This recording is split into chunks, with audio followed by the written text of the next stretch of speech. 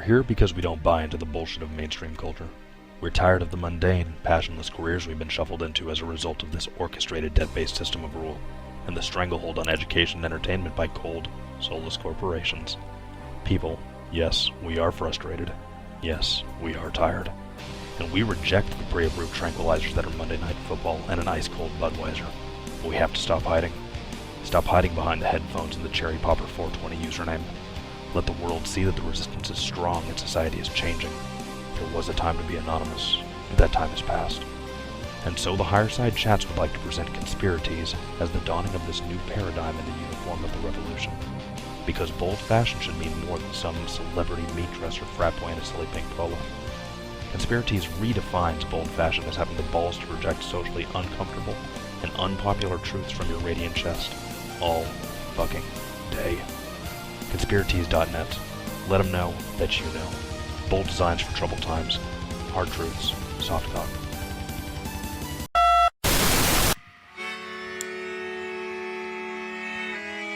In the 1930s, President Franklin Delano Roosevelt addressed the nation through a series of radio broadcasts known as the Fireside Chats.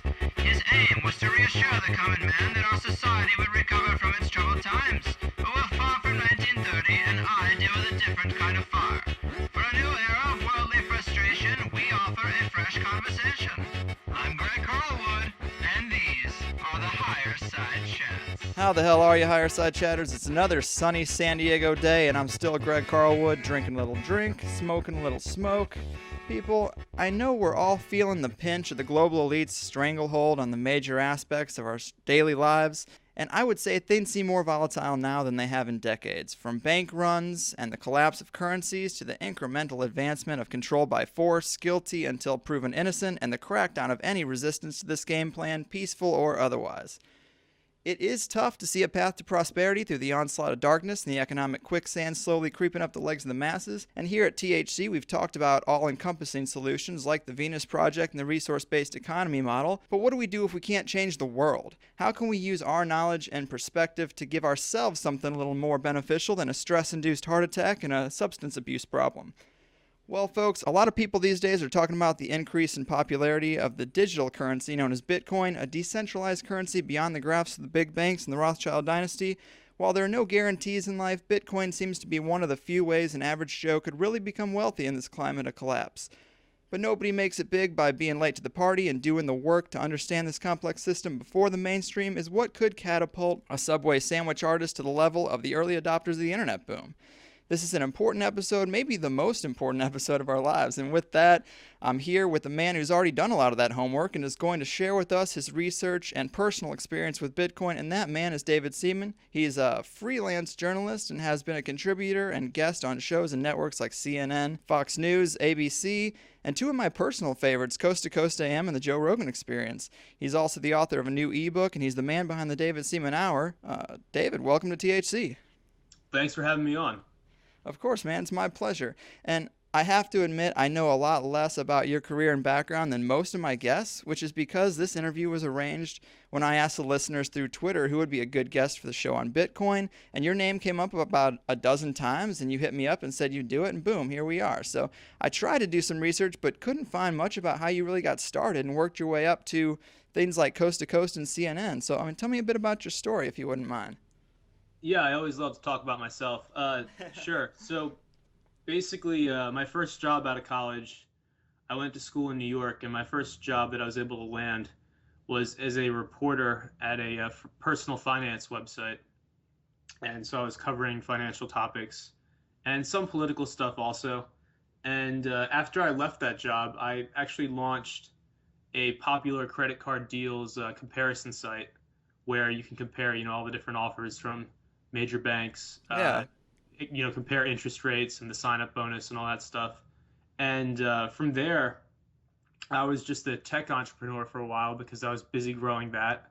And I really understood that the way that credit card companies were marketing their products of just, sending people these offers in the mail was highly inefficient and just not really up to speed. When you book airfare, you just you go on a website and you book it. You don't wait for the airline to contact you and offer you some special rate. So from there, in, I guess, when was this? I guess around mid to late 2011, I had a really bad run-in with the TSA. I was on a business trip, and they pulled me aside, and some fat, sweaty guy started grabbing my balls. Damn. And it was just kind of a wake-up call for me. I was like, is this really where America has gotten to, where nobody is safe? You know, they can just abuse their authority because this guy is wearing a blue shirt and has a badge on. He can grab my private parts and, you know, take away my laptop, and you start to lose your rights very quickly in a situation like that. And I was like, this is insanity, you know? And so shortly after that, I found out about something called the NDAA, the National Defense Authorization Act, which is normally passed every year. And this particular year's bill included a section that would allow for the imprisonment without trial of American citizens. And I was like, this is absolute craziness. You know, there's no way this is real. But I did the research, and the ACLU had come out against it. Amnesty International was worried about it. But everybody was like, don't worry, Obama's going to veto this thing. And so I wrote an article about it for one of the sites that I contributed to at the time, a popular business publication.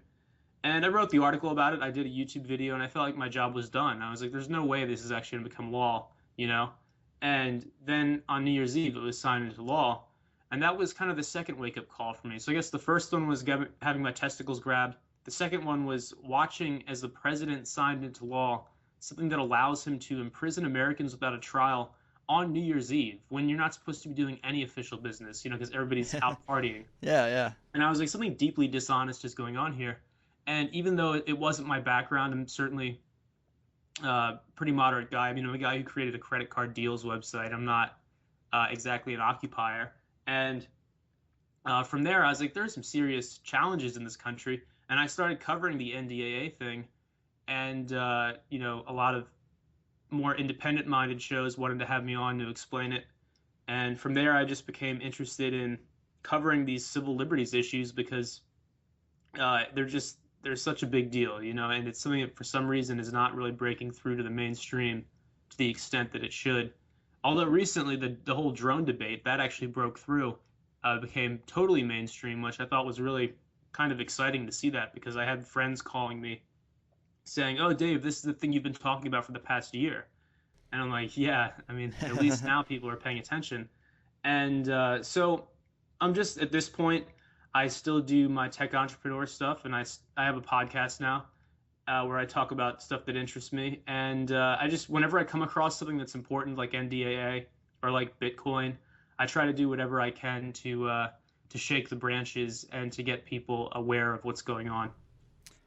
Of course, man. And, you know, you brought up NDAA. One thing I think is really troubling about recent events is that you have the government pushing things like NDAA and domestic drone strikes, and which I constantly see citizen resistance to when it's talked about broadly or hypothetically, but I don't see as much resistance when the government is being ridiculously aggressive and hunting down people like the rogue LAPD cop, the Dorner guy, or these two guys involved with the Boston thing.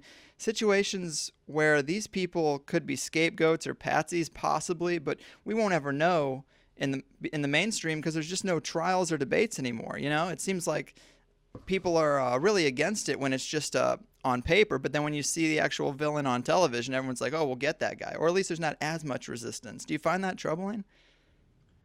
I do, but it's only human nature. You know, when something happens, people are frightened by it and they want a rapid resolution. And, you know, people grew up under the assumption that what you see on TV has been vetted and has some, you know, accuracy to it. And unfortunately, we've come to realize that that's not really the case. That the people on TV telling us what's going on are, in many cases, pundits with financial ties to defense contractor companies that make money off of this stuff. They make money selling fear. And some people don't really understand, how does that work? How do they make money by scaring people? And the answer is they get defense contracts for various services, for, you know, surveillance software and defense contractors in the form of like pseudo-military type guys. And there are billions of dollars being made from this stuff by creating a demand for something that is perhaps not really necessary. And so I think at the end of the day, it's about money and it's about manipulating people. And, you know, the average person is so busy with work with paying their mortgage, with taking care of their kids. They don't go all that deep. They don't think about the implications of chanting USA, USA after some kind of crazy Orwellian manhunt goes down, where Agreed. you haven't seen a shred of evidence. And to be sure, whoever did that bombing, I don't know if I can curse on this show. Yes, please do. Whoever is responsible for that bombing is a total piece of shit and deserves the worst that our justice system can serve up. But we have to make sure that we get the right people, and the government has been wrong about so many things over the past 10 or 11 years that just pointing a finger at somebody and saying this is a really bad guy, I no longer believe that. I want to see proof. That's our whole system, is that we're innocent until proven guilty, not guilty until proven innocent. Right. It is fucked up the direction they're taking that. But, let's talk Bitcoins, man. This being a conspiracy show, the audience is pretty well versed in fractional reserve banking, the mechanisms of interest and inflation, the realization that our currency is based on nothing, and we're getting fucked by the Federal Reserve like the Pope's favorite orphan. But having a pretty deep understanding of these things, I think it gives us a leg up on understanding how Bitcoin is different. But tell us, how is it different? Yeah, sure. So, first of all, I used to think that the Federal Reserve people, the people who ranted against the Federal Reserve, were the craziest of the crazies. Yeah. But the more research that I did, when you control the money supply and you can control how your citizens buy and sell things and how they are able to store their own wealth from their own hard-earned work, when you have ultimate say over those things, gives you a great degree of control over the population. You can just arbitrarily decide to print more money and inflate your currency and basically wipe out the stored wealth of your citizens and take away their personal power and their personal sovereignty. And so I think with something like Bitcoin, there are things built into the system, certain promises that cannot really be broken because it's right there in the software code and it's decentralized. So no one company is responsible for Bitcoin. It's a decentralized service across thousands of servers. And it's semi-anonymous in the sense that you can just create a new public address, which is a string of numbers and letters, use that to send money to another public address, and then never use that address again. You can have throwaway accounts. And so there are a couple of promises with Bitcoin. One of them is that there are around 11 million coins in existence right now, and that number is increasing based on a mathematical formula. People, quote unquote, mine Bitcoins by having high-speed computers do certain mathematical processes. And in the same way that it's difficult to mine gold, that it takes up time and money to do so, it's difficult to mine Bitcoins. It takes up computing resources and time and money, because it takes up money because you need a fast computer and there are energy costs involved. And so the idea there is to have something that is artificially restricted.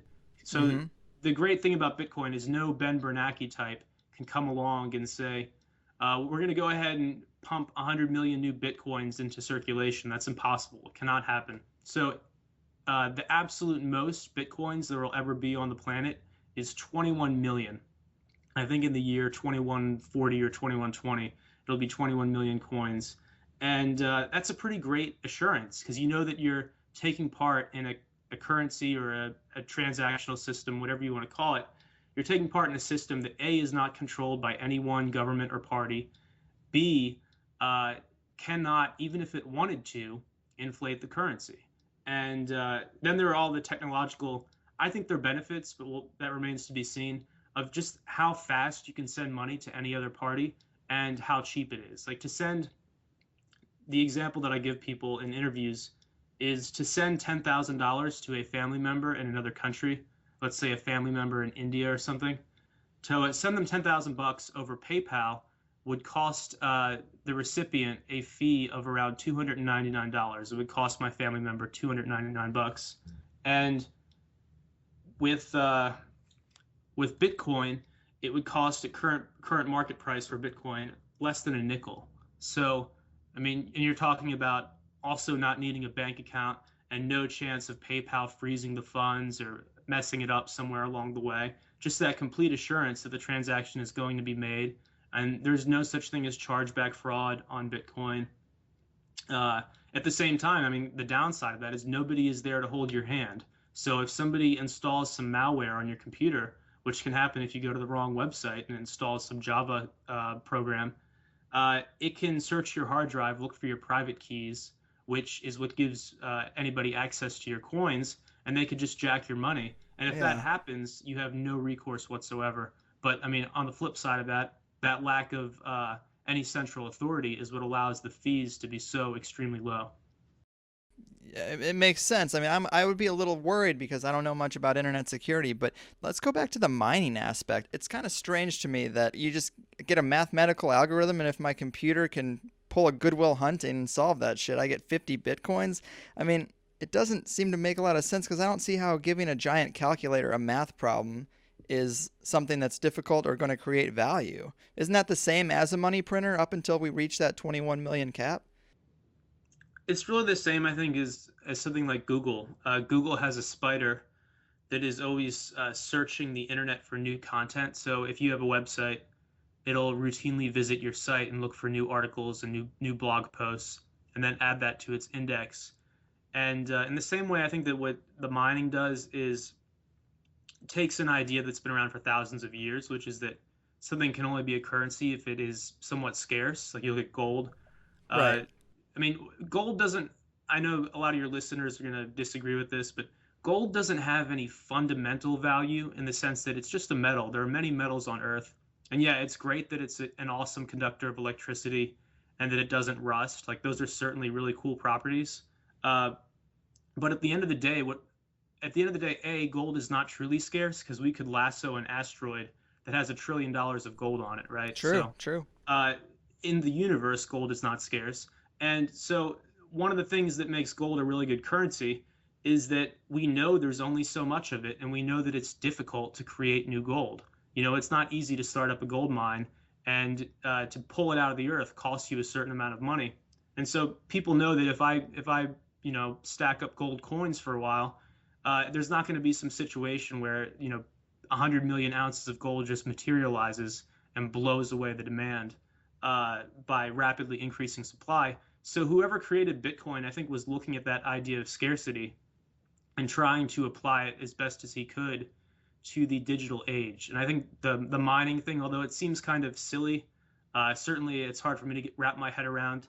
I think what we're really talking about is that they created a model where scarcity is built in, but where there isn't total scarcity. Like there are new coins being created, which I think is a good thing because you don't want to be in a situation where all of the early adopters just hoard their coins and then there's no actual, no flow of currency. That wouldn't be a very good system. Right. Well, up until I really started looking at this in preparation for the interview, I had just thought that you would exchange dollars for Bitcoins, which of course I know you can do too. And I would think, man, I wish I did that when it was 5 cents, a Bitcoin was 5 cents, but of course now it's gone up to $100 and more and beyond. But the mining aspect seems like, you could just get, it doesn't matter what the exchange rate is because you can just kind of create it. It's a little bit strange, but I mean, are you mining for them? Like, can you explain the process? What would someone do if they wanted to set up their computer? Because it seems, I guess it seems no risk, really. I mean, what's the risk in downloading the program and having your computer mine Bitcoins? Well, I don't think the average computer is really good enough to get you many coins. So like there are companies that sell what they call mining rigs, and a mining rig is like a really high-speed server designed to handle this kind of mathematical process. And so there are companies selling this stuff, and it seems to me a little bit scammy because it's kind of like the people trying to sell you like mining equipment during the California gold rush, right? Like some of the gold miners will make a lot of money, but these companies selling you the equipment only want to make money off the miners. They don't really care if you make money or not. And it's also true that if you were an early adopter of Bitcoin, like I had one of the big time Bitcoin investors on my podcast last year when it was at like $20 or $30 a coin. And he was talking about it, and I was like, this is a really good idea, but I never put any money into it. And, you can definitely you can slap yourself across the face for not having realized that something is a good idea earlier. But I think we're still in such the early stages because I actually, after I wrote an article about Bitcoin, I went to the mall and just asked different people in the mall, people in the food court. I asked a girl working at the Tivana store I asked some people stacking shirts if they had heard of Bitcoin, and no one had. So clearly, we're not at a point where it's saturated. If you ask everybody, have you heard of Google or have you heard of PayPal? They're like, of course, you know. But Bitcoin is something that is still on the edges, and there are a couple of things that excite me about it aside from what we just talked about. And what excites me is that the right kinds of people seem to be adopting it. Really tech savvy people, the same kinds of people who were using Google back when everybody else was using Alta Vista and Excite, are now starting to use Bitcoins to buy and sell things. And so if you're interested in Bitcoin, I would not even look at it as an investment, because in the short term, you could lose a lot of money. Like it fluctuates wildly. But if you really believe in it, as I'm starting to believe in it, then you don't even care that much about the daily price, because it's like to buy 1% of Visa and MasterCard back in the 60s, what would that be worth? Would that be worth $1,000? Would that be worth $10,000? You know, it's worth a lot of money if you end up being one of the early adopters of something that becomes a global transaction network. And the flip side of that is it could be worthless in a couple of years. Something better could come along, in which case nobody will be using Bitcoin. I mean, that's true. I sometimes fantasize about traveling back in time and making the right investments, or being one of the first people to start podcasting or learning web development or to create Reddit or Facebook before it was there, And Bitcoin to me could be one of those things, if you get in early enough. But with all the attention it's getting and the huge increase in value, I am worried that someone getting into it now would be a little late to that party. But explain the steps on how someone would get going. Let's say I got $100. I want to get in on Bitcoins. I mean, I hear about this dark web and that it's like almost like a hacker's internet beneath the internet. Like the back alleys of the internet. How do you get into the system? Like if I had some cash I wanted to exchange. Yeah, Bitcoin first took off with some sort of shady uses. It was used on a couple of websites or services where people buy and sell illegal things. And so Bitcoin, to that market, it made sense for them to use Bitcoin instead of using credit cards or PayPal. And it's kind of an unusual market to adopt a currency. But at the end of the day, a currency, the US dollar is used by all kinds of shady people. Currency doesn't discriminate between ethical or unethical transactions. And I don't know where I was going with this, but I think that what was your question again about how you get into it, right? Yeah, if I had some cash and I wanted to get into it. Yeah, I think that the fact that Bitcoin has some seedy uses right now doesn't really mean anything. In fact, I believe that one of the first big markets to begin taking it will probably be porn sites and webcam companies and things like that. Actually, one of the big dating sites, OkCupid, just recently announced they're going to take Bitcoin as a form of payment. And if you have a little bit of money and you want to convert it into Bitcoin, the best way to do that is to use a service that will do that for you. There are services like the biggest exchange right now is Mt. Gox, which is mtgox.com. And they've had some technical problems in the past, but they're currently the biggest out there. And the next few months, I have reason to believe that it seems pretty likely that new exchanges will be coming online to provide the service that Mt. Gox does. But basically, it's the same as, similar to an E-Trade account. You sign up for the account, and you can put money in using your bank account or some other payment method, and then you can buy Bitcoin at the existing market rate and do what you want with it. That's cool. I have a T-shirt brand called Conspiratees, which with a bunch of anti-establishment designs. And also, I noticed you started taking donations on your web. I take donations too, but you started taking them in Bitcoin. How could someone set that up on their website?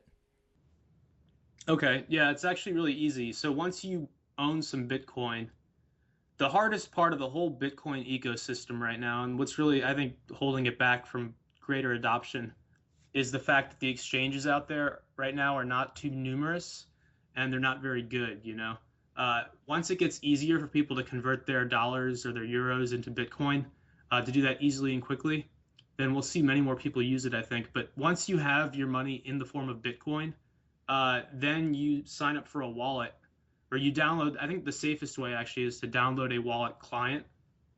The place to do that, you go to bitcoin.org, which is the official Bitcoin site. Bitcoin.org shows you a couple of the clients that are trusted, that are not going to just jack your coins, things that have been looked at.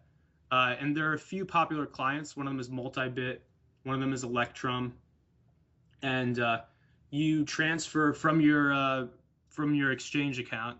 You transfer the coins into your wallet, and your wallet will provide you with a receiving address, which is just a string of letters and numbers. And you transfer the money into your wallet, and then from that wallet you can send money to any other address, any other Bitcoin address. And your wallet also has its own address, so you just copy and paste that address, that string of numbers and letters, put it on your website, and say, tip me via Bitcoin. And then anybody who comes across that page and has a Bitcoin wallet and they want to tip you, they would just copy and paste that string and put it into their wallet client and send you the desired amount of money. And then it'll be in your account, within a matter of, you'll be notified pretty much immediately. And then the transaction takes an hour or two to verify and settle. Okay. So to get started, as a user, someone would get linked up with one of these exchanges. But hasn't there been in the past week or so a couple of cases of these exchanges getting denial of service attacked and hacked into, and haven't some of them gone under? Yeah, not only have there been denial of service attacks, one of the ones that I thought was actually the best just closed up shop. I think their bank account was seized or frozen or something. Yeah, that's scary. And it is scary, which is why when you buy them at the exchange, some people are only doing this to speculate, and they keep their money in the exchange account. They keep their Bitcoin there, and their hope is that they're going to sell it back out into US dollars when the price goes up. I think that's a really dangerous thing to do, because first of all, you shouldn't be speculating with something like this, because you'll lose money. And second of all, the exchange could just go under, and it could also be attacked, and people can steal your Bitcoins that way. If you think about it, if you're some hacker and you are really good at what you do and you have no moral scruples, you would probably want to target an exchange, because there are hundreds of millions of dollars of Bitcoin just sitting there in people's accounts. So it's a really bad idea to keep your Bitcoin on an exchange account for very long. Once your transaction is cleared and you own the Bitcoin, send them off to your wallet public address. And from there, you actually have the coins on your computer, and they can't be taken from you unless the only way they can be taken from you at that point is if your computer is compromised. Other than that, they cannot be taken. And there are even people who go pretty extreme and create what are called cold wallets. And a cold wallet is when you transfer the private key to like a USB flash drive, and then pull that flash drive out and make sure that it's never connected to the internet again, right? So then you have no exposure, and it's impossible for anybody to steal your private key unless they were to come into your house and steal the flash drive from you. And I think the Winklevoss twins, who were, in that movie, The Social Network, Mm-hmm. and they claim they were the creators of Facebook. They own, I believe, 1% of all Bitcoin out there. And apparently the way that they are storing their Bitcoin is by doing this cold wallet thing of putting it on a flash drive, because I guess they own so much of it, they don't want it to be stolen, which makes sense. Yeah, I mean, I definitely think we are in a time of economic uncertainty. I mean, you can go over to Cyprus and tell the people not to use Bitcoin because it's not secure, and they're going to laugh at you.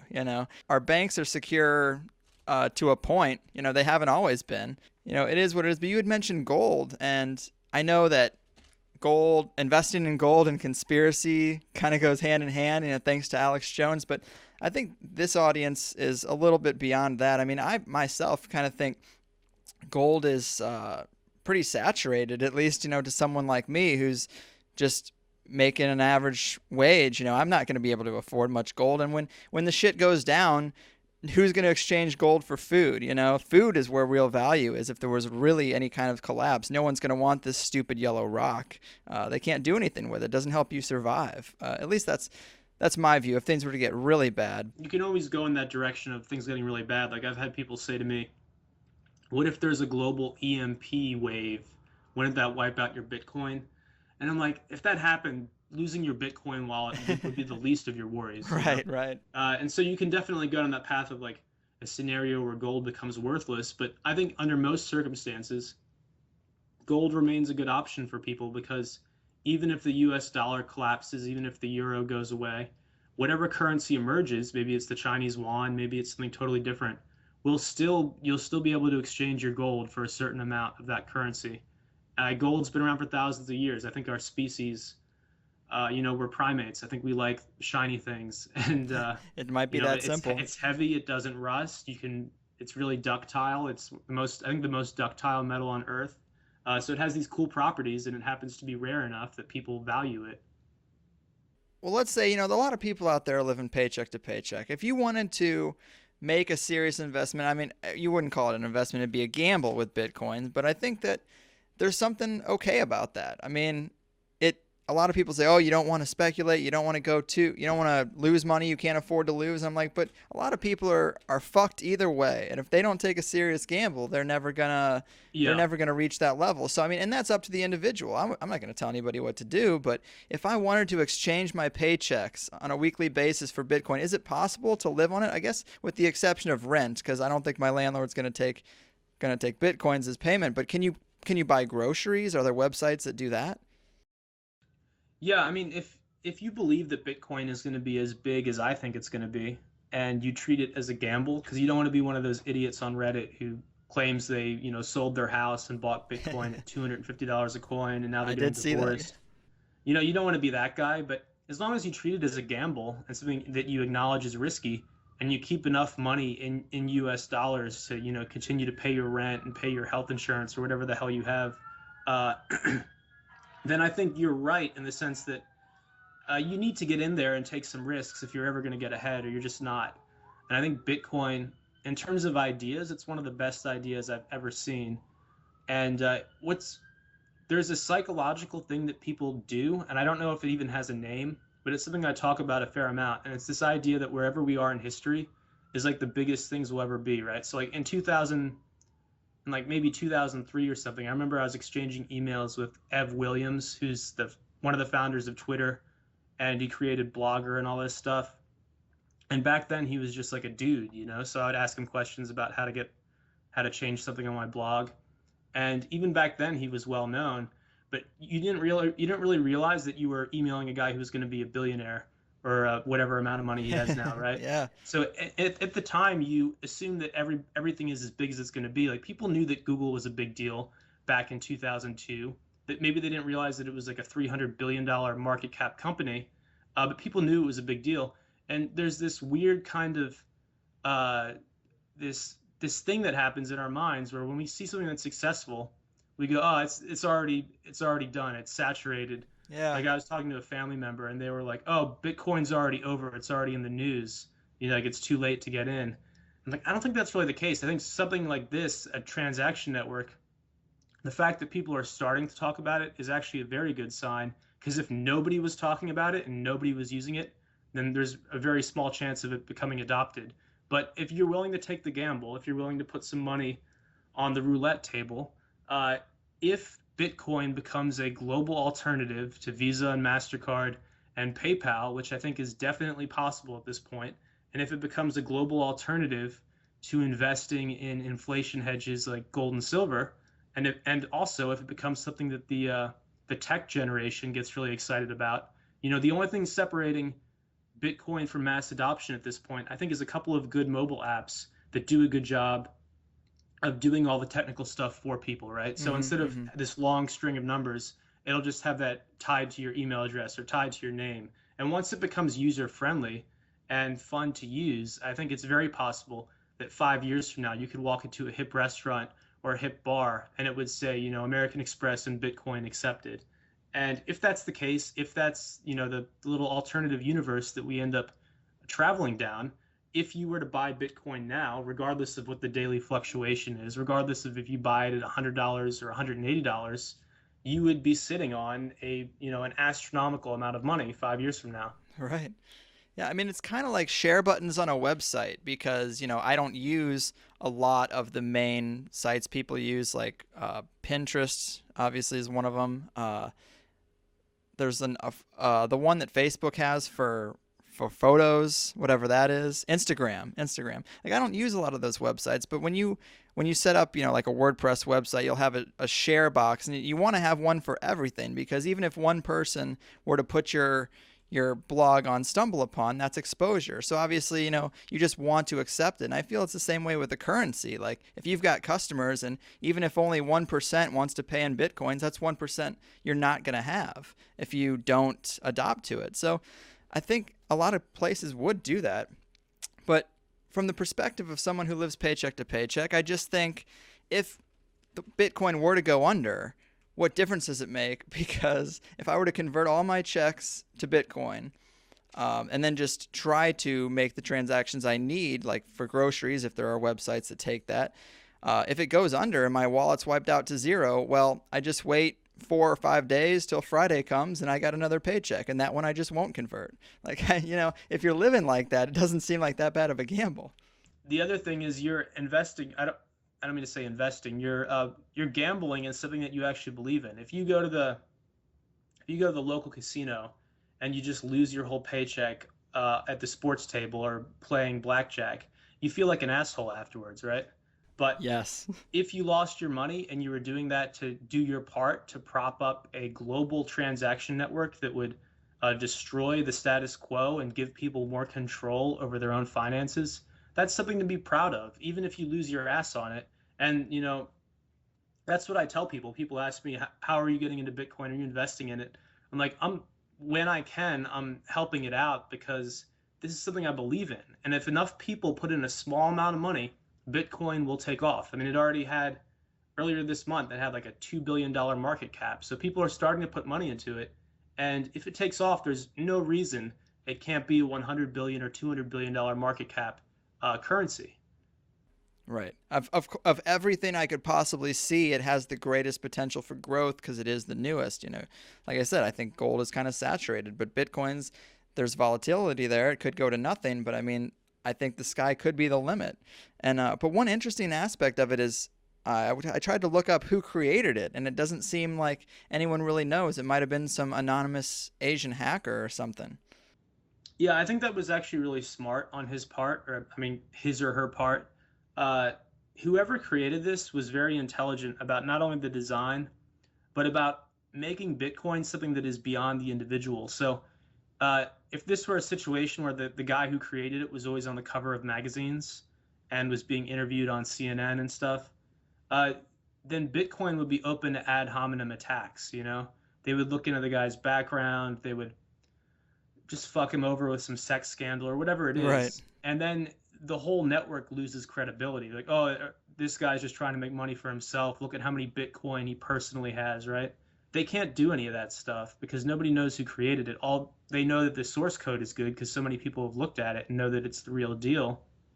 But they don't know who's behind it, which makes it something that is just it's almost like it was just created like, what is the phrase, like deus ex machina, like whatever that means, like just like from the gods, like it just exists one day. And it kind of came around at exactly the right time. It was like something that the world needed, and it was just created. In the same way that email, like if I were to ask you who invented email, you probably could not tell me, and yet it's a technology that was developed and then very quickly took off worldwide because it was just so obviously better than what had existed before.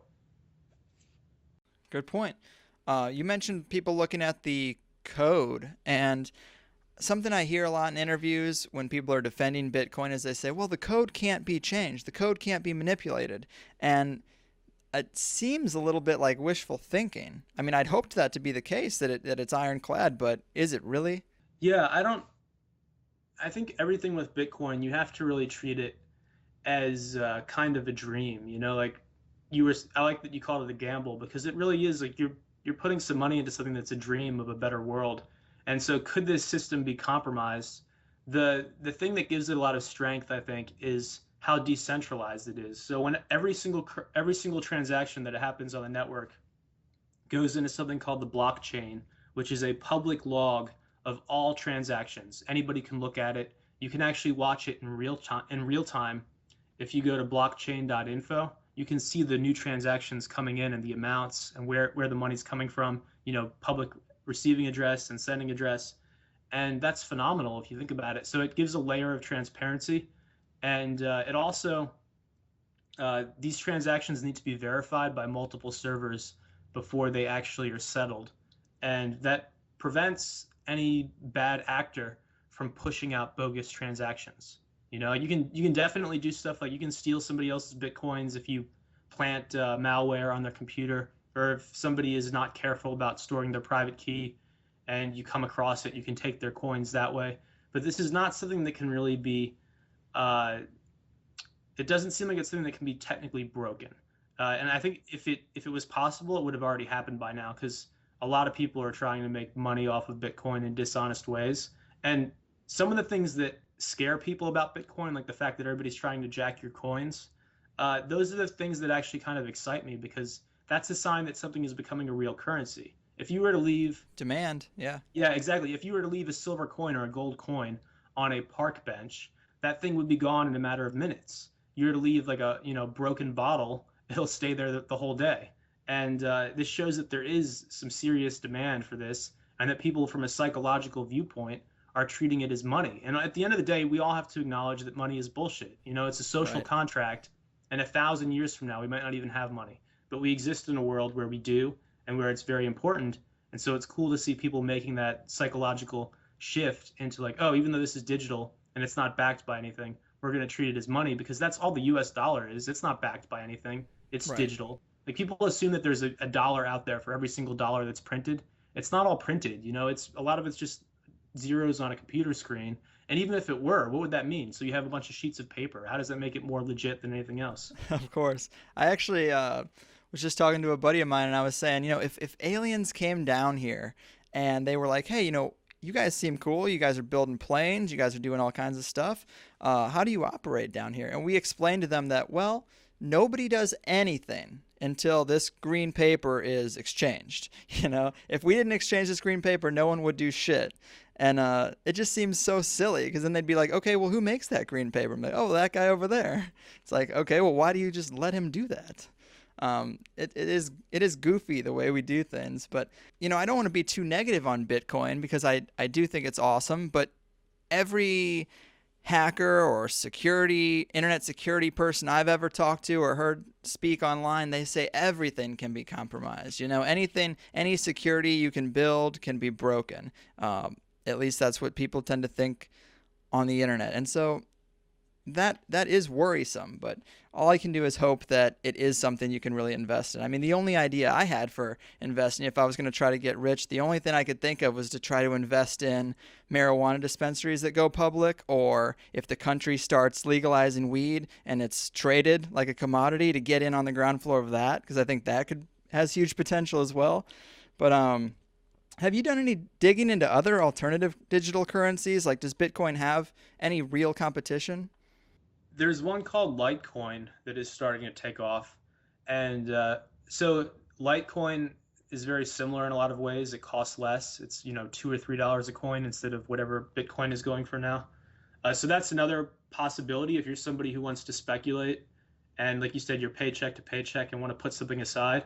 Litecoin might be a good one to put a little bit of money into, just because if that one takes off, you've gotten in so unbelievably early that you're going to make money off of it. But I think with digital currency, there's going to be a really huge first mover advantage, where, if it starts to take off, everybody's going to accept Bitcoin. They're not going to accept the 100 copycats, That's a good point.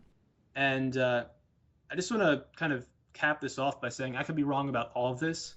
Of course. We know, so if you treat it as you would a hobby, like if you're just a hobbyist about digital currency, then you can't really go wrong. Like, for years, I was just interested in things like blogging. And so it's not like I lost my ass on any blog companies that didn't pull through, because I was only doing it as somebody who was fascinated by what a blog was about. I wasn't trying to make money off of it, or not exclusively trying to. And the same thing with podcasts. Like you mentioned earlier that I think you said something like podcasts are already, Yeah, wouldn't it be awesome to be the first person who started podcasting? Look at the audience you'd probably have amassed by now. Well, let me flip your view on this a little bit. It would have definitely been great to be one of the absolute first podcasters, like to be Adam Curry or Joe Rogan.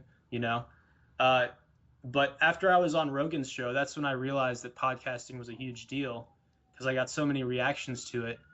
And I was like, oh, I should create a podcast. This would be a format where I could just speak my mind, tell people what's going on, and not have to worry about getting an editor's approval, or a producer telling me it can only be 5 minutes long and then we have to go to something else. So it opens you up to just put content out there. And podcasting, I would argue, is still in the very early stages. A lot of people don't listen to any podcasts. You compare that to the example I like to use of Google. Everybody searches on Google. Most people have never listened to a podcast. I think only like 20 or 30% of the internet uses internet radio or podcasting. And it's in the very early stages. And we're not competing with other podcasters. We're really competing with television. And television is dying. It's on a death spiral. It's one of those things where you look at the growth rate or you look at the decay rate and you can tell what's going to happen. Like, I can't tell you the exact day when nobody will turn into CNN, when nobody will tune into CNN. I can't tell you that day, but I know that day is coming. It's coming a lot faster than people think. And these traditional networks are losing all their power, and all the power and all the influence is heading into podcasts, and it's heading into YouTube channel creators. I mean, YouTube has 850 million users a month now. That's bigger than any television network. So I guess my point though is, like, if you continue to put out an exciting podcast for people, a couple of years from now, you could easily have hundreds of thousands or millions of listeners, because this is not a saturated market. This is something that most people don't even know about. And the people who listen to podcasts are kind of like connoisseurs, it's a really tight-knit community, but it's not mainstream yet. True. We have a couple minutes left, and something I wanted to talk to you about. You do talk about citizen journalism a lot. I know you're big on in the internet, and you are a journalist yourself. And we just had, obviously, a terrible tragedy in the Boston bombing. But how have you seen citizen journalism affect the way these things are digested? Because it seems like radically different. Like, a lot of people are getting their news from other sources, like Reddit, as opposed to CNN. Yeah, good question. I think that the establishment, the mainstream, whatever you want to call it, is losing power because of the internet. Like, before the internet existed, there would be some terrible event that would happen, and on the evening news, they would tell you what you're supposed to think about it and what you're supposed to do to fix it. Like, if you support this legislation, it'll keep it from happening again. You don't go, oh, the TV anchors are lying to me. You just go, okay, I'm going to call my senator and make sure they support CISPA, or whatever the thing is. And now we see the alternative views. Now we see somebody on YouTube go, no, that's wrong. CISPA will take away your privacy. It has absolutely nothing to do with preventing terrorism. A, B, and C. Look at this. Look at what the ACLU has to say. Look at what Aaron Swartz said about it before he committed suicide. Look at all this shit, right? And it's taking away that authority. That single view no longer exists. Like, it used to be, you just tuned into the evening news. I can't think of anybody in my age group who watches the evening news. Like, I might watch CBS Evening News like once every couple months if I'm in a hotel. And so you're getting like a kind of crowdsourced view of the world, where when an event happens, like something like the Boston attack, I immediately turn to Twitter, and you see real photos from people who happen to be there, photos and videos, just because everybody has a cell phone, and you're getting no edit. Like, you're not having some CNN producer go, oh, let's air with this video and nothing else because this is the most impactful. You're getting a much it's almost as if you're there on the ground. Whenever something happens, whether it's on Capitol Hill and it's a bill being discussed, or it's a natural disaster, or it's a terrorist attack, whatever it is, now you're getting the views from people who are actually right there. And that's a really exciting thing that you can't stop at this point. Nobody can stop that. Agreed. And I mean, obviously a lot of people right off the bat with that were claiming false flag and all that stuff. And being the guy that I am, I mean, Boston bombing, false flag was one of the first things I Googled because I want to see that side of it. Although I would never claim to know that with any certainty so early or even now. But I mean, now that the dust is settled, no pun intended, have you seen any inconsistencies that have made you skeptical of the official story? Or do you think this is a pretty simple terrorist bombing? I don't think it's a simple thing. I think that For one thing, the suspect they have in custody now does not seem to be a very bright guy. He seems to be just kind of I call him a dweeb on my show. This is based on his Twitter timeline and some of the public information that has come out about him. He's 19 years old. He doesn't seem like somebody who has the technical skill. And granted, I'm not a terrorism expert, but he doesn't seem like somebody who has the technical skill to build 4 homemade explosive devices, carefully place them at set points, along the way, and be able to do all this stuff without blowing himself up. It to me seems very unusual. And one of the arguments, which I think makes a lot of sense, is that his older brother might have been the mastermind, and he just was sort of sucked into it. I guess that's a possibility. But aside from the motivation behind something like that, I think if you were to look at the causes of domestic terrorism, I believe every single one in the U.S. since 9/11 has been caused by radical Islam. And, there's a thing among liberals to be very sensitive and immediately discount linking religion to terrorism. But when you see a correlation like that, you have to wonder what's going on there, right? Like at a certain point, it's beyond being politically correct or incorrect. And so we need to figure out why radicalism is making people harm other people in the name of their religion. And I guess that's the first point I'd make. And the second one is, it's not so much what happens, it's how the media and how the government reacts to it. So even 9/11, which is a terrible tragedy and thousands of Americans' lives were lost, that would have been handled differently in a country like Norway.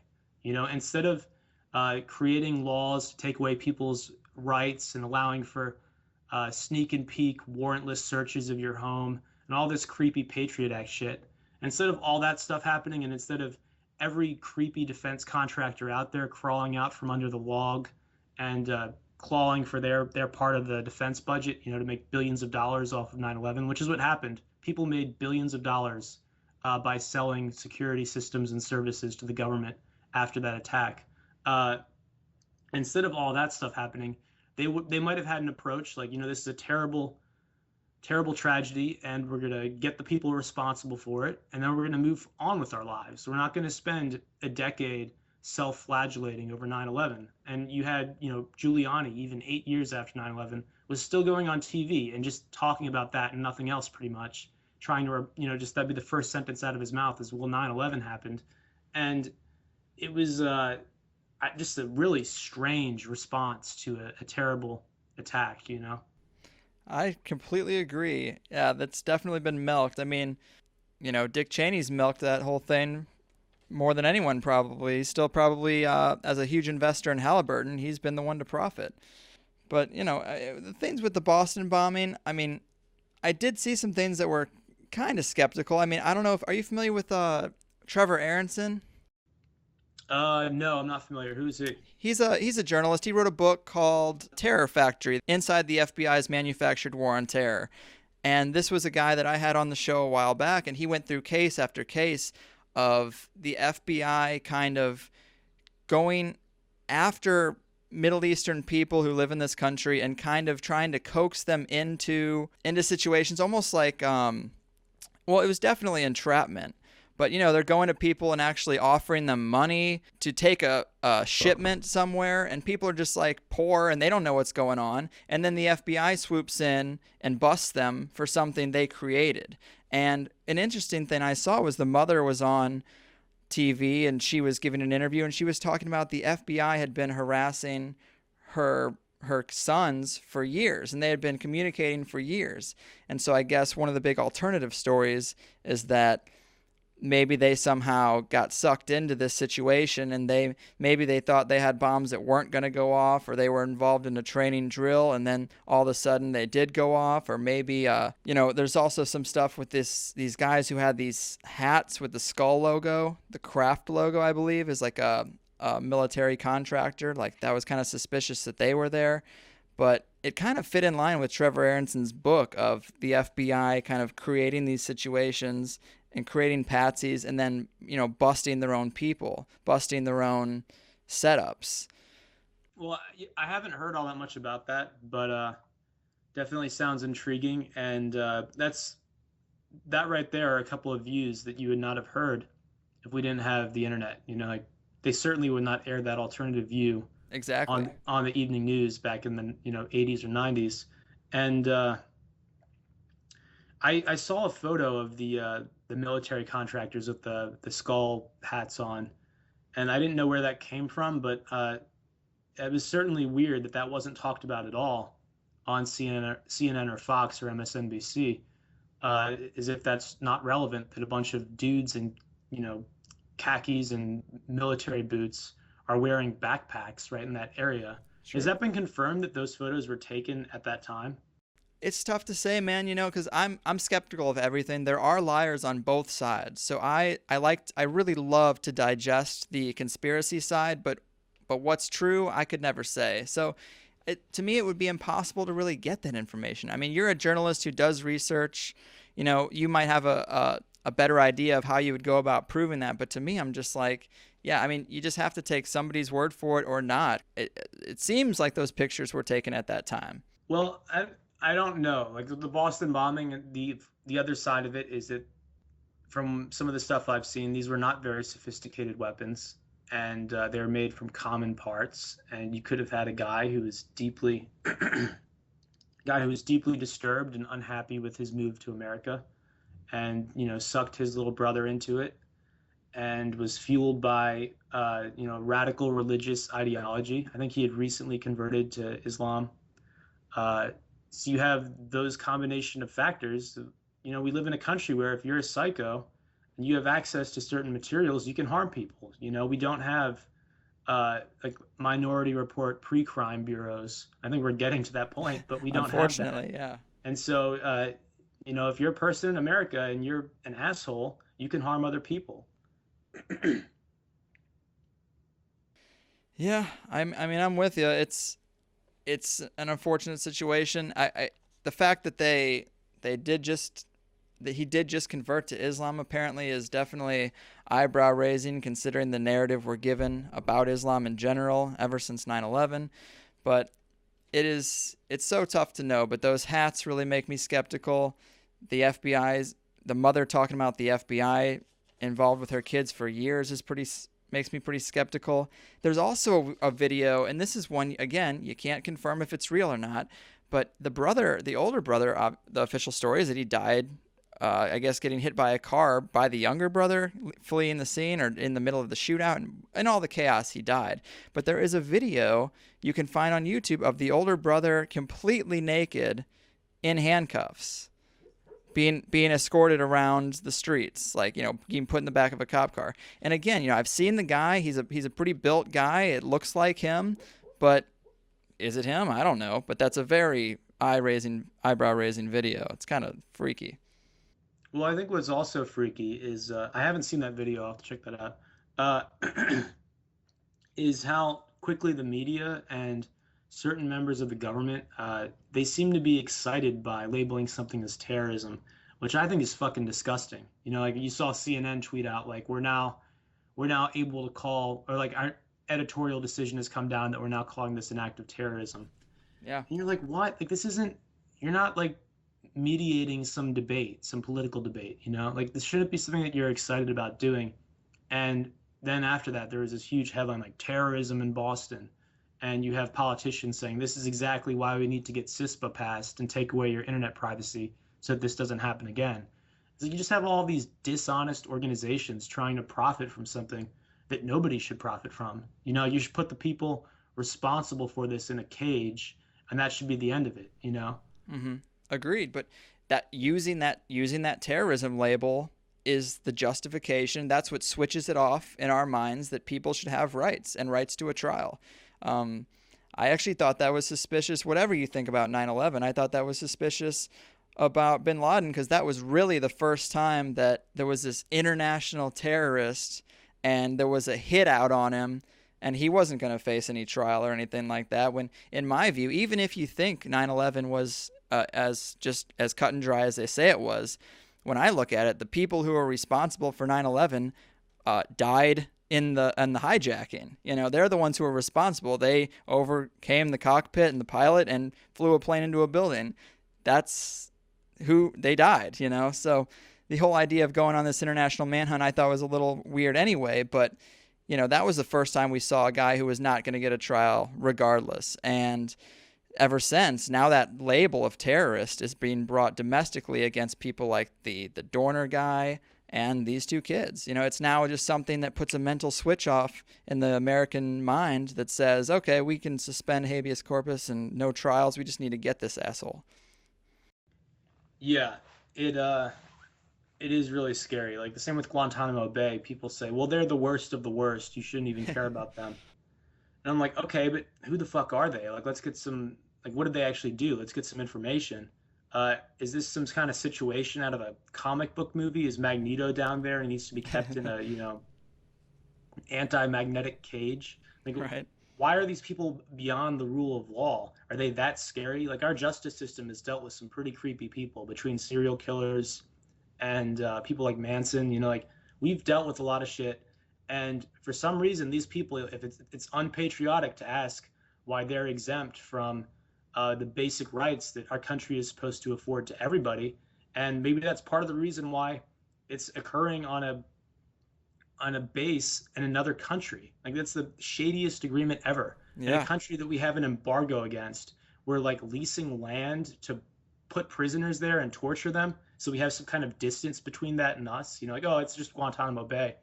It's a creepy situation. I think history is not going to look back on this time period in a good way. It's gonna be like, why didn't people speak up? Why didn't people even maintain a minimum of curiosity as to what the fuck is going on down there? Absolutely agree, man. That's why we do the shows we do. But it looks like we're getting to the top of the hour. It's been a great conversation. I feel like I learned a lot about Bitcoin, and if I do start throwing my money into it and it really pops off and I make a couple million, that would probably make you the most influential person in my life. And that's saying something. So, thanks for dropping knowledge on us. If there's ever a way you'd like to collaborate in the future, you know where to find me. Maybe you can come back and give us a Bitcoin progress report sometime in the future. But it was a pleasure to make your acquaintance, Pimp. And if there's anything you want to leave the people with, maybe your website or maybe your ebook.